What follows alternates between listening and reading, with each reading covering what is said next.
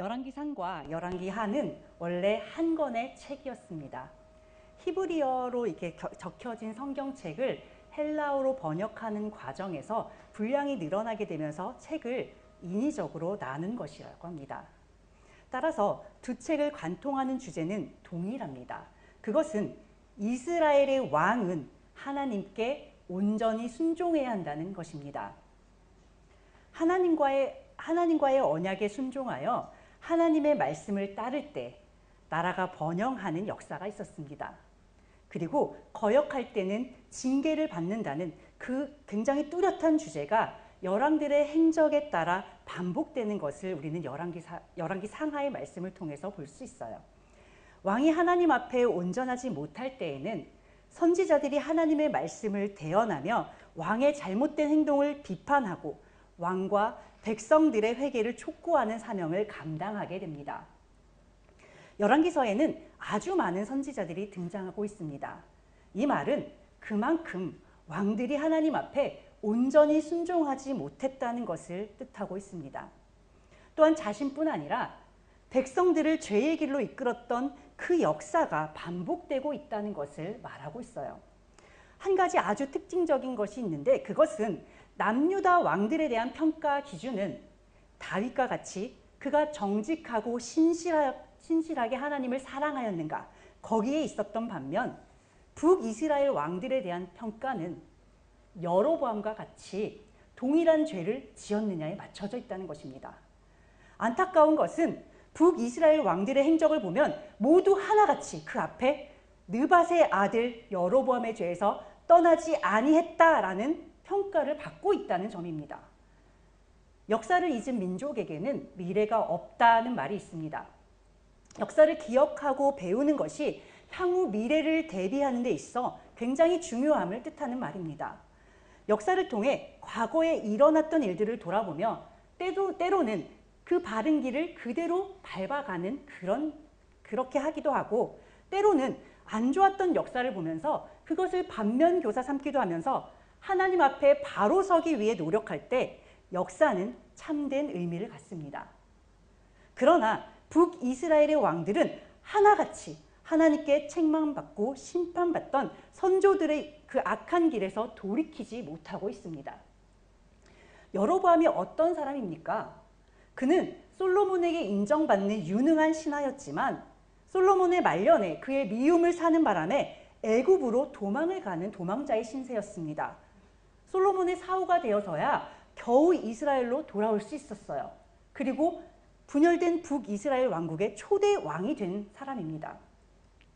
하나님의 사람에게 당신은 향후에 왕이 될 것이라는 그런 예언을 받았어요. 그런데 그 예언을 받은 자신은 어때요? 도망자의 신세란 말이에요. 애굽의 땅에서 망명자의 생활을 했는데 그 신세에서 정말 하나님의 말씀하신 대로 왕이 되는 역사를 경험했어요. 그러면 하나님을 경외하고 하나님만을 바라봐야 하지 않겠습니까? 그런데 그는 백성들의 마음이 성전이 있는 유다로 향하는 것이 두려워서 하나님이 정하신 법을 어기기 시작했습니다. 여기서 우리는 하나님께서 미워하시는 악한 행위의 특징을 하나 발견할 수 있어요. 그것은 바로 하나님보다 사람들의 눈치를 보고 그들의 마음을 흡족하게 하고자 하는 그 마음입니다. 이것이 바로 죄의 시작임을 우리는 기억해야 해요. 여로보암은 백성들의 마음을 빼앗기는 것이 두려워 하나님의 명령을 거역하고 죄의 길로 갔습니다. 사울 역시도 그렇습니다. 그는 하나님의 법을 어기고 번제를 드렸어요. 그래서 사무엘에게 책망을 받았죠. 그런데 그 이유가 뭐냐면 백성들의 마음이 자기에게서 흩어지는 것이 눈으로 보이는 거예요. 그러니까 그게 죄인 줄 알면서도 자기가 감히 하나님의 제사를 드리게 되는 것입니다. 잠언 29장 25절에는 이런 말씀이 있어요. 사람을 두려워하면 올무에 걸리게 되거니와 여호와를 의지하는 자는 안전하리라. 눈앞에 보이는 사람들의 그 표정이나 드러나는 현상들을 보게 되면 우리가 마음이 조급해지게 됩니다. 탁탁탁탁 눈에 보이거든요. 표정 변화, 막 상황이 급변하는 것이. 반면에 하나님의 역사는 눈에 보이지 않아요. 하나님의 역사는 이제 이것만 넘어서면 해결이 되는데 우리 눈엔 이게 보이지 않는 거예요. 어디까지 와 있는지 보이지 않으니까 그 하나님의 역사가 이루어지기까지 기다리면 너무 초조합니다. 애가 타요. 그래서 눈에 보이는 그 사람들의 표정을 만족시키는 것을 사람들은 택한다는 것입니다. 그게 훨씬 더 쉽기 때문에 그렇습니다. 그러나 그것이 아무리 쉬운 길이라 하더라도 하나님께서 정하신 법도에 어긋나는 일이라면 절대로 해서는 안 되는 것입니다. 민심이 천심이라는 말이 있는데 저는 이 말을 굉장히 싫어합니다. 잘못된 말이에요. 왜? 우매한 사람들의 뜻은 절대로 하늘의 뜻이 될 수 없습니다. 아무리 많은 사람들이 모여서 그들의 지혜를 짜내더라도 그것은 하나님의 어리석음보다도 못합니다. 세상에 의인은 없나니 하나도 없다고 하셨어요. 그렇기 때문에 사람의 뜻에 맞추게 되면 절대로 하나님의 뜻을 행할 수가 없게 되는 것입니다. 우리는 살아가다 보면 하나님의 뜻에 좋은 대로 하는 것이 좋을지, 내 주변의 사람들의 마음에 흡족한 대로 행해야 할지, 그 두 가지를 선택하는 그 기로에 서게 될 때를 만나게 됩니다. 그럴 때 당장 눈앞에서 나를 바라보고 있는 그 사람들을 만족시키고 싶은 욕구가 내 안에서 크게 일어나는 것을 느끼게 돼요. 그러나 사람들은 어떤 존재냐면 각자 자기의 소견에 옳은 대로 그름을 판단하고 선하고 그른 것을 판단하는 존재들입니다. 그렇기 때문에 각각 사람들의 요구를 모두 만족시키는 것은 현실적으로 불가능한 일입니다. 그러나 하나님의 뜻에 합당한 대로 선택을 하게 되면 처음에는 눈앞에 있는 그 사람들의 서운한 표정, 이런 표정을 보면은 정말 그 마음이 편치 않단 말이에요.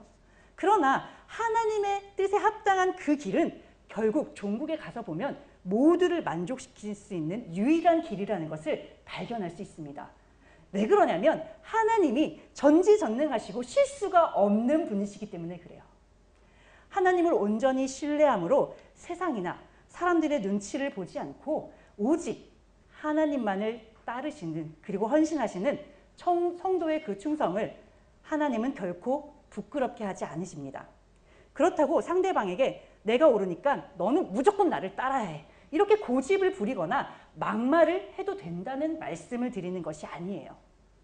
인간적으로, 인격적으로 상대를 존중해주고 그를 그리스도의 사랑으로 대하는 것이 합당합니다. 단 신앙을 지키는 데 있어서 절대로 이 부분은 양보할 수 없고 타협할 수 없는 부분들이 있잖아요. 그 부분들에 대해서 이 사람들 표정을 보니까 지금 막 갈등을 하게 될 것 같아. 내가 이걸 주장하면.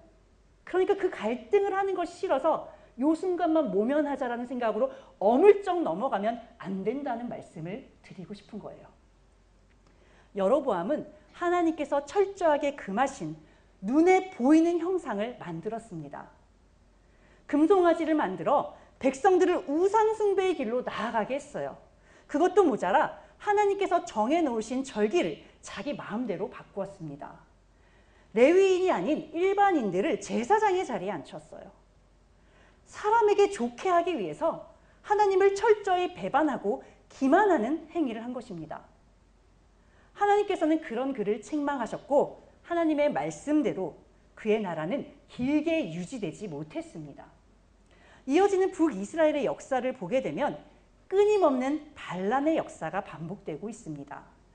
이전 왕조에서 여로보암의 죄를 지어서 하나님 앞에 이 왕조가 심판을 받았단 말이에요.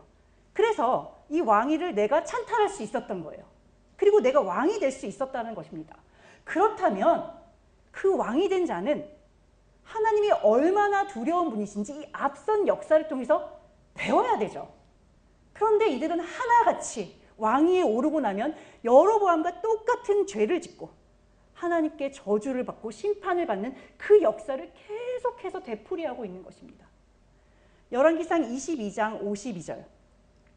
그가 여호와 앞에서 악을 행하여 그의 아버지의 길과 그의 어머니의 길과 이스라엘에게 범죄하게 한 느밧의 아들 여로보암의 길로 행하며.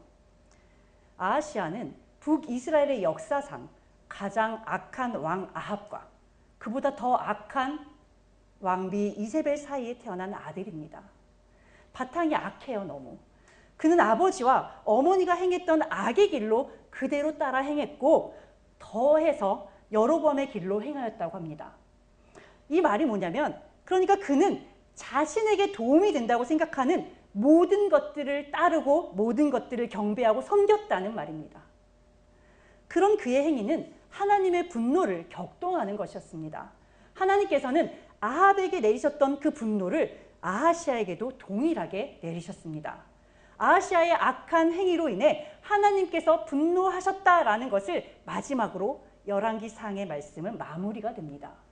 그리고 이어지는 열왕기하 1장 1절에는 아합이 죽은 후에 모압이 이스라엘을 배반하였다는 내용으로 시작하고 있어요.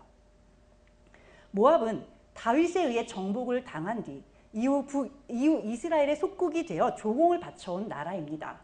남유다와 북이스라엘로 나라가 갈라진 뒤에는 아합 왕 시대까지 북이스라엘의 지배를 받아왔다고 합니다.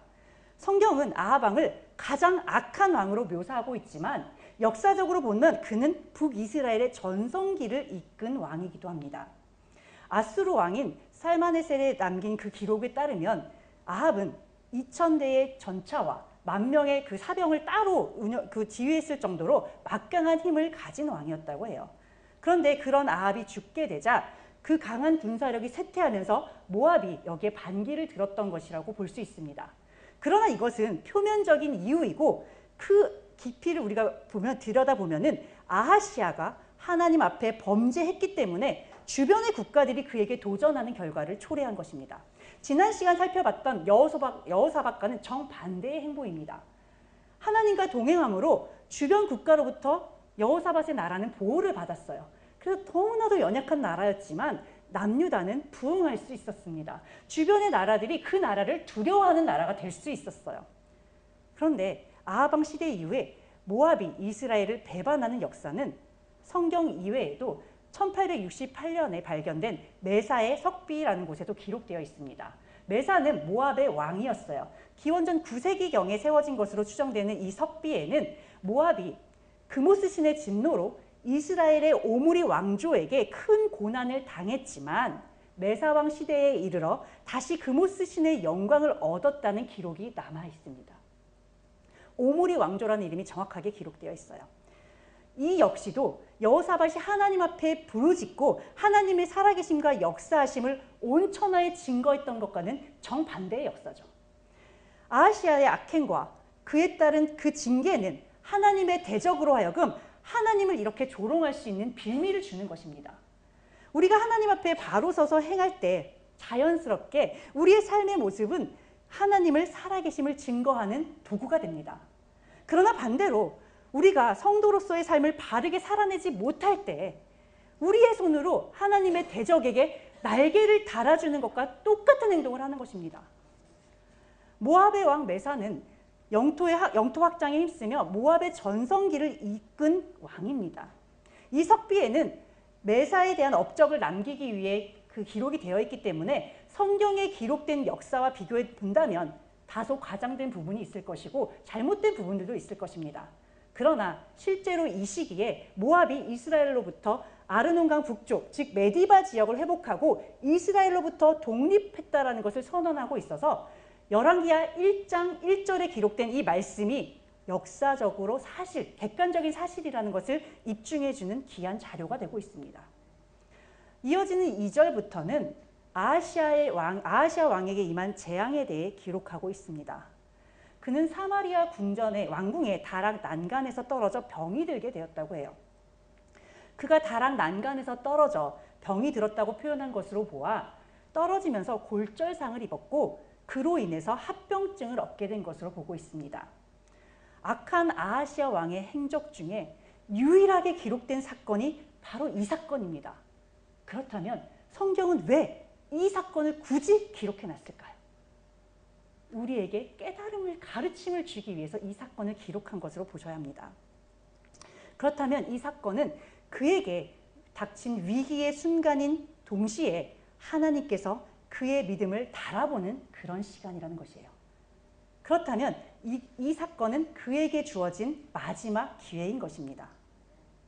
그런데 그는 어리석게도 자신의 병이 낫겠는지 묻기 위해 에그론의 신 바알세붑에게 사람을 보내고 있습니다. 에그론은 블레셋 평원에 있는 5성읍의 성읍 가운데 하나로 블레셋 지역에서 가장 북쪽에 위치하고 있었습니다. 즉 아하시아 왕이 머물고 있던 사마리아 왕궁에서 가장 가까운 곳에 위치한 성읍이었어요.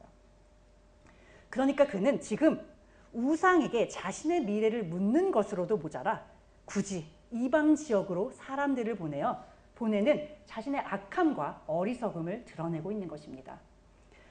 도대체 왜 사람들은 전지전능하신 하나님을 이렇게 쉽게 버리고 우상을 숭배하는 걸까요? 우리는 그런 생각을 하죠. 우상 숭배하는 걸 도저히 이해할 수 없어. 하나님이 이렇게 역사하시고 이렇게 은혜를 주시는데 어떻게 우상 숭배를 하지? 라고 생각할 수 있습니다. 그런데 하나님의 명령을 따르는 것이 우리에게 그토록 당연하고 쉬운 일이었다면 성경의 곳곳에서 하나님이 그렇게까지 우리에게 경계해, 깨어있어, 주의해야 돼, 정신 차려 이렇게 말씀하실 이유가 없을 것입니다.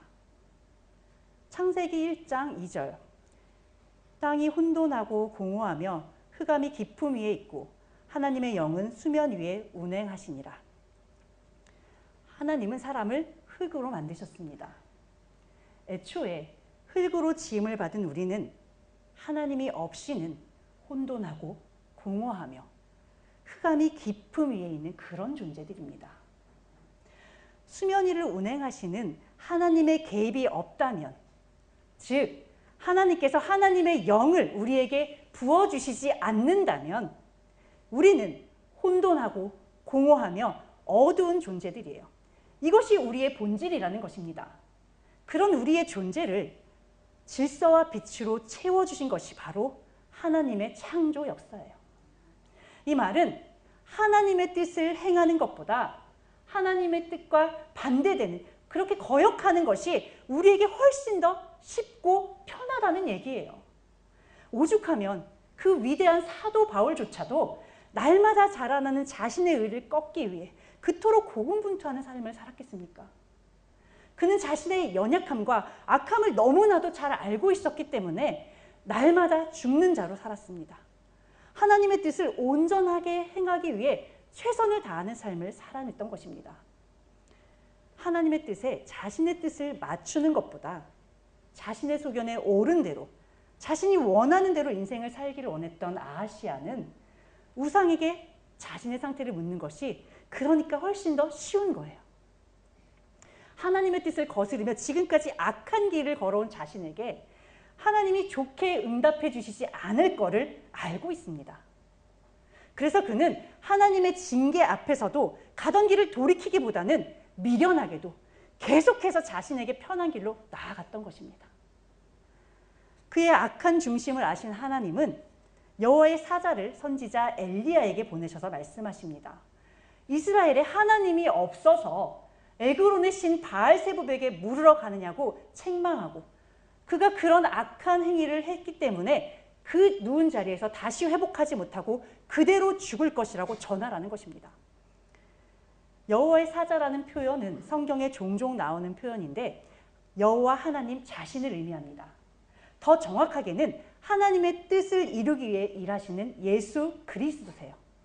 성경은 예수님을 언약의 사자, 우리가 믿는 도리의 사도, 기묘자 등 여러 가지 표현으로 기록하고 있습니다.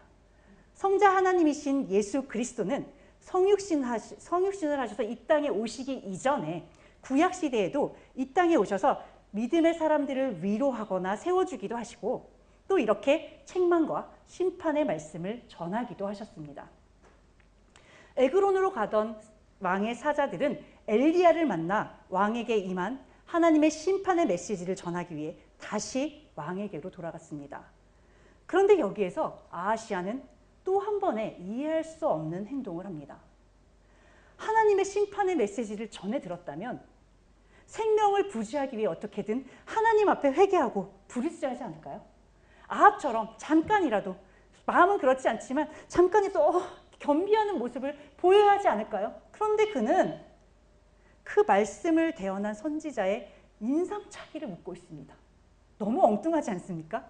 왜 이런 행동을 했을까요? 그 말을 한 사람이 뭐가 그렇게 궁금해요? 결국 이 말을 한다는 것은 뭐냐면 하나님의 말씀을 전한 그 사람이 정말 그 사람의 말을 믿을 수 있는지 내가 알아보겠다는 것입니다. 그가 정말로 그런 권위를 가지고 있는 사람인지 확인하고자 하는 거예요. 그는 신하들의 보고를 통해서 인상착의를 들어보니까 엘리야구나라는 것을 알았습니다. 자, 그렇다면 이제 더더욱 자신의 죽음을 예언한 선지자가 자신의 아버지 시대에 하늘에서 불을 내리고 850명의 우상 선지자들을 단번에 죽인 그런 큰 영권을 가진 선지자라는 것을 알았으니까 이제야말로 정말 하나님 앞에 죽을 힘을 다해서 매달려야 할 때가 아닙니까? 그러나 그는 50부장과 그의 군사들을 엘리야에게로 보내고 있습니다. 굳이 50명의 군사를 엘리야에게 보낸 것은 여차하면 그를 잡아서라도 내 앞으로 끌어다 놔, 이거죠. 50부장과 그의 군사들은 왕의 명령에 따라 엘리야 앞에 섰습니다. 그리고 왕의 명령을 그대로 전달했어요. 하나님의 사람이여, 왕의 말씀이 내려오라 하셨나이다.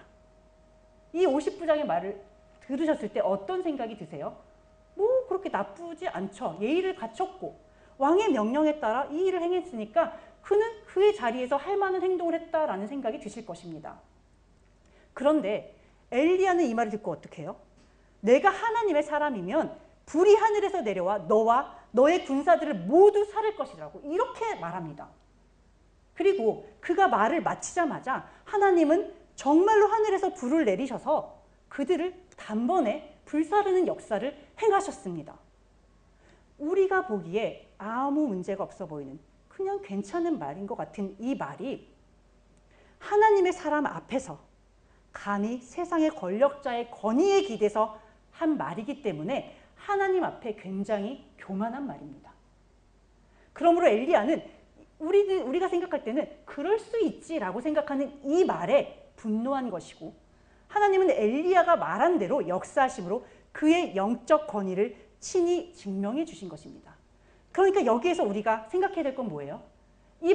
이렇게 그냥 우리가 의뢰의 내 입장에서 당연히 할 수 있는 이 말들이 하나님 앞에서는 죄가 되지 않는지 돌아보셔야 된다는 것입니다.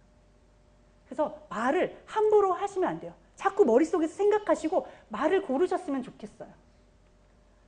자신이 보내는 50부장과 군사 50명이 한 번에 죽임을 당했다면 머리가 있으면 한 번쯤은 생각해야 되지 않을까요? 그러나 아하시아 왕은 아무런 조치 없이 다시 또 다른 50부장과 그의 군사 50명을 엘리야에게로 보냅니다. 왕으로서 자신의 군사들의 생명을 조금도 귀하게 여기지 않는 이런 태도를 통해 그의 성정과 영적 상태를 가늠해 볼 수 있습니다. 왕으로서의 자신의 권위만 중히 여겼던 아하시아는 자신의 뜻을 관철시키기 위해서 자신의 왕권을 어리석은 방법으로 사용하고 있는 거예요. 그는 엘리야를 상대한다고 하지만, 자신은 사람을 상대한다고 하지만, 엘리야는 지금 하나님의 대언자로서 그 앞에 서 있기 때문에 결국에 그는 하나님의 권위에 정면 도전하고 있는 것입니다. 하나님이 불이 내려져 50부장과 50명의 군사를 단번에 불살랐다는 것은 누가 보더라도 이것은 하나님의 심판입니다. 그러나 어리석고 안악한 아하시아는 회개는커녕 오히려 더 강압적이고 완강한 태도로 엘리야와 하나님 앞에 맞서고 있습니다. 결국 그 피해는 50부장과 그의 군사들이 당할 수밖에 없습니다. 그런데 여기에서 두 번째 50부장의 태도 역시도 참으로 안타깝습니다. 자신의 앞서 그 엘리야 앞에 갔던 50부장과 그의 군사들이 하나님 앞에 심판을 받았다는 것을 들었을 텐데 그는 아무 경각심이 없이 그대로 왕의 명령에 따라 엘리야 앞에 섰습니다. 그리고 엘리야에게 이르기를 속히 내려오라는 것입니다. 첫 번째 50부장보다 더 고압적인 태도로 엘리야를 상대하고 있어요. 앞선 하나님의 두려운 심판의 역사에도 불구하고 그가 이렇게 행동할 수 있었던 것은 자신이 갖고 있는 세상적인 힘이 더 크다고 생각했기 때문입니다. 그 힘을 더 의지했기 때문에 이런 행동을 할 수 있어요. 더불어 설마 똑같은 일이 나한테 또 일어날까라는 안일한 마음도 있었을 것입니다. 그러나 그의 안일하고 어리석은 생각과 상관없이 하나님의 권위에 도전하는 그를 향해 엘리야는 처음과 동일하게 하나님의 역사를 행하며 하나님이 살아계심을 증거하였습니다. 결국 그도 왕의 명령에 순종한 것이 큰 잘못이냐 할 수 있겠지만 결국은 그 자신의 불신앙과 어리석음으로 자신뿐만 아니라 자신의 부하들의 죽음까지도 초래하고 만 것입니다. 저는 목회를 시작한 이후에 목사님께 많은 가르침을 받고 있습니다. 목사님의 가르침을 하나하나 듣고 있으면 어떤 생각이 드냐면 어떻게 이렇게 지혜롭게 일을 처리할 수 있지? 라는 생각을 참 많이 하게 돼요. 어느 날에는 어떻게 목사님은 그런 생각을 하실 수 있느냐고 여쭤본 적이 있어요. 목사님은 이런 지혜를 하나님께 훈련받듯이 배웠다고 하셨어요. 동일한 일이 반복적으로 일어나게 되면 처음 한두 번은 그걸 잘 모르고 그냥 내리당하셨다고 합니다. 그런데 세 번째쯤에 똑같은 일이 또 반복되면 이거 전에 내가 똑같은 일을 경험했던 것 같은데 이게 반복되고 있네? 라는 생각을 하시고 그럼 이번에는 저번처럼 하지 말고 이렇게 해볼까 하면서 다른 방법으로 그 일을 대처하셨다고 해요. 그러면 이전과 달리 그 문제가 해결되고 그 이후에는 더 이상 그 사건을 경험하지 않게 되셨다고 합니다. 그런 여러 경험들을 하시면서 이런 사건들이 하나님께서 목사님을 일깨우시기 위해 허락하신 그런 시간이었다라는 것을 깨달으셨다고 해요. 목사님의 삶 가운데 반복되는 사건들을 통해서 깨닫고 체득한 그 귀한 경험들을 우리에게 지금 하나하나 나눠주고 계세요. 설교를 통해서, 상담을 통해서, 그냥 흘리는 말을 통해서, 그냥 지나가시면서 하시는 말씀도 그냥 듣지 마세요. 자, 그런데 그렇게 우리는 그 어렵게 체득하신 그 말씀을 너무 지금 편하게 듣잖아요. 앉아서. 그냥 듣고 있습니다. 그러다 보니까 조금 그것을 귀하게 여기지 않는 경향이 있는 것 같아요.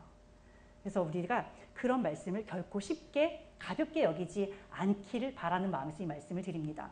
우리 각자가 그런 지혜를 경험하고 깨닫기에는 그 길은 너무 고단하고 힘든 길이라는 거예요. 시간이 많이 걸립니다. 그런데 목사님께서 딱 던져주신 그 한마디를 붙잡고 내가 그것을 하나님의 나에게 주시는 메시지로 받아들이고 딱 바꿔버리면 너무 쉽단 말이에요. 자, 목사님이 겪었던 고난의 시간과 그로부터 얻은 그 지혜를 하나님께서 여러분에게 주시는 특별한 선물로 받으시길 바래요. 그래서 그냥 그걸 누리셨으면 좋겠어요. 좀 그 얼마나 큰 특권이에요. 하나하나 몇 년에 걸쳐서 경험하지 않아도 우리는 그냥 바로 할 수 있잖아요. 이건 엄청난 특권입니다. 그래서 그냥 누리세요. 자, 두 번째 50부장과 군사들이 첫 번째 군사들과 동일하게 하나님께 심판을 받았습니다. 그럼에도 불구하고 왕은 다시금 세 번째 50부장과 군사들을 보내고 있습니다. 이쯤 되면 우리도 눈치챌 수 있죠. 아시아의 그 의도를. 누가 이기는지 한번 해보자. 하나님을 상대하면서 감히 이런 마음으로 상대하고 있는 거예요. 여러분들이 만약 세 번째 50부장이나 군사들이라면 어떤 마음이셨을지 한번 생각해 보시기 바래요. 너무 그 자리에 가기 싫을 것 같지 않습니까? 저는 정말 너무 싫을 것 같아요. 죽을 자리인 걸 알고 가는 거잖아요. 할 수만 있다면 피하고 싶은 그 자리를 향해 나아가는 세 번째 50부장은 그러나 앞선 50부장들과는 달리 과거의 사건으로부터 교훈을 얻는 지혜로운 사람이었습니다. 성경은 그가 하나님을 믿는 사람인지 하나님을 두려워하는 사람인지 특별히 언급하고 있진 않아요. 그러나 그가 하나님의 역사에 이렇게 정확하게 반응하는 것을 보면 평소 하나님을 경외하는 사람이라는 것을 짐작할 수 있습니다. 그는 앞선 50부장들과는 달리 자신이 할 수 있는 한 최대한 공손한 태도로 예의를 갖추어 자신의 마음을 표현합니다. 그는 자신의 생명과 50명의 생명을 기휘 여겨달라고 간구하는데 이것은 생명의 주인이 하나님이라는 것을 알기에 할 수 있는 표현입니다. 하나님을 경외하는 마음으로 엘리야 앞에 선 세 번째 50부장은 자신의 생명뿐 아니라 그에게 속한 군사들의 생명까지 살리는 은혜를 경험하게 되었습니다. 50명의 군사들 가운데는 믿음이 있는 자도 있었을 것이고 믿음이 없는 자도 함께 있었을 것입니다. 그러나 자신들의 믿음과 상관없이 50부장의 믿음과 겸손함으로 목숨을 보존하는 기회를 얻게 되었어요.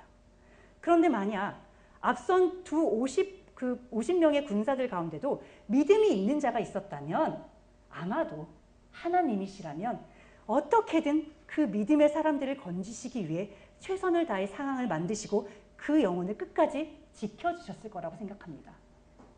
우리는 이렇듯 자신의 믿음으로 인해 살기도 하지만 지도자의 믿음으로 살 기회를 얻기도 합니다. 그러나 지도자의 믿음으로 살 기회를 얻었음에도 불구하고 거기에 대해 감사하지 못하고 이후의 삶이 변화되지 않는다면 그는 영원한 삶을 얻을 수 있는 기회는 놓치게 될 것입니다. 세 번째 50부장의 간구를 들으신 하나님께서는 엘리야에게 그를 두려워하지 말고 그와 함께 내려가서 왕을 상대하라고 말씀하십니다. 이 모습을 보면 또 아하시아의 바람이 이루어진 것처럼 보이죠. 그의 고집이 하나님께 통한 것처럼 보입니다. 그러나 결코 하나님의 뜻이 꺾인 것이 아닙니다. 하나님은 엘리야를 통해 끝까지 악한 그 길에서 돌이키지 않은 아하시아를 향해 최후 통첩과도 같은 심판의 말씀을 전하십니다. 네가 반드시 죽으리라. 결국 아하시아가 얻은 건 아무것도 없어요. 하나님의 결심을 재확인했을 뿐입니다. 뭐하러 그동안 그렇게 사람을 보냈나요? 왜 쓸데없이 100명이 넘는 사람들의 생명을 앗아가는 그런 어리석은 일을 저질렀을까요? 너무 안타깝습니다. 열왕기하 1장 17절 왕이 엘리야가 전한 여호와의 말씀대로 죽고 그가 아들이 없으므로 여호람이 그를 대신하여 왕이 되니 유다왕 여호사밧의 아들 여호람의 둘째 해였더라. 하나님 앞에는 중간이 없습니다. 그러므로 심판의 경고 앞에 온전한 회개를 드리지 못하면 그에게 남은 길은 딱 하나예요. 영원한 사망. 그거밖에 없습니다. 아하시아는 후사도 없이 왕위에 오른 지 고작 2년 만에 사고를 당했고 그대로 그 자리에서 회복하지 못하고 엘리야가 전한 하나님의 말씀대로 죽고 말았습니다. 이 말씀을 보실 때 두려운 마음이 생기셔야 돼요. 왜? 아하시아가 지금 사고로 죽은 게 아니에요. 그가 병으로 죽은 게 아닙니다. 그는 여호와의 말씀대로 죽었습니다. 그가 아무리 세상의 권력을 가지고 천하를 호령하는 왕이라 할지라도 그는 자신의 생명을 지킬 수 없습니다. 생명의 주인은 오직 하나님 한 분뿐이시기 때문에 그렇습니다. 하나님 앞에 마음을 정결하게 하지 못하고 바른 믿음을 회복하지 못하면서 끝까지 고집을 부린 왕의 최후는 영원한 죽음이었습니다. 그러나 겸손하게 하나님 앞에 무릎 꿇고 생명의 주인이신 하나님의 긍휼을 구했던 세 번째 50부장과 그의 군사들은 생명을 얻었습니다. 이 사건을 통해 여러분은 생명의 주인이 누구인지 확실하게 깨달으셨으리라 믿습니다. 돈이나 권력, 명예, 지식, 자녀, 내가 아는 아주 잘난 나의 지인들, 이런 것들은 세상에 의지할 것이 아무리 많아도 그 모든 것들은 우리의 생명을 책임져 줄 수 없습니다. 생명의 주권자는 오직 하나님 한 분뿐입니다. 부디 여러분은 생명의 주인이신 하나님만을 의지하시고 여러분께 여러분의 인생, 하나님께 여러분의 인생을 맡기시기를 바라요. 끝까지 하나님만을 믿고 의지하시는 여러분의 인생과 그 이후의 영생까지도 하나님께서 모두 책임져 주실 것입니다. 기도하고 마치겠습니다. 사랑과 은혜가 충만하신 하나님 아버지, 입술로는 늘 하나님 앞에 우리의 모든 것을 맡기고 하나님만 의지하겠다고 고백하지만 저희들은 늘 자신이 해결할 수 있는 문제와 하나님께 맡겨놓을 문제를 가르고 있습니다. 그러나 저희의 어리석음과 완악함으로 기도조차 하지 않고 하나님 앞에 간구하지 않은 것들도 하나님은 늘 관심을 갖고 해결해 주시고 그마저도 하나님 앞에 맡기라 말씀하십니다. 모든 것의 주권자가 하나님이심을 과연 저희는 언제쯤이나 진심으로 깨닫고 인정하며 모든 것을 주님께 맡기는 겸손함으로 세상을 살아갈 수 있을지 모르겠습니다. 말씀이 저희 안에 풍성하게 넘칠수록 저희의 기도가 성숙하게 하시고 저희의 삶의 모습과 저희의 모든 생각이 변화될 수 있도록 인도하여 주시옵소서. 오늘보다 내일 더 주님을 사랑하며 악한 자들의 행위에서 돌이켜 저희를 주님께서 기뻐하실 만한 산 제물로 드리는 자들이 되길 간절히 소망하오니 저희를 받아주시옵소서. 예수 그리스도의 이름으로 기도드립니다. 아멘.